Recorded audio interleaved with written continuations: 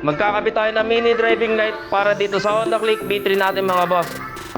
Parkline na pala yung brand yan mga boss. F10 kung tawagin. Pakita ko sa inyo yung laman nito mga boss. Pakita ko lang sa inyo mga boss. Sling type na rin siya. Ayan, maliit lang. Halos gadaliri lang ang laki niya. Ito, meron na rin mga kasamang mga sakit dyan mga boss. May bracket na rin kasama yun mga boss. Kasi ito yung tornilyo natin. Tara, samahan nyo ako kung paano ikabit to sa Honda Click B3 natin.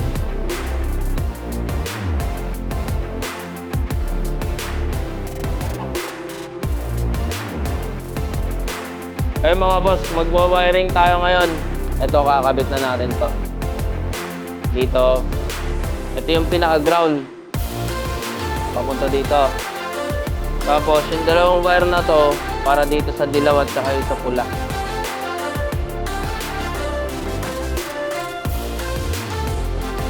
Try muna natin kung iilaw.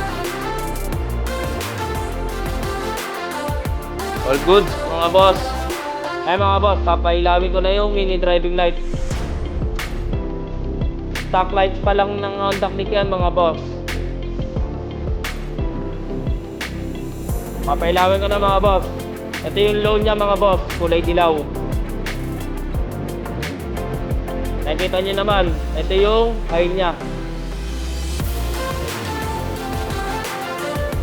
Nakikita nyo, buong buo yung ilaw mga boss. Hindi kayo magsisisi pag binili nyo. Low, high.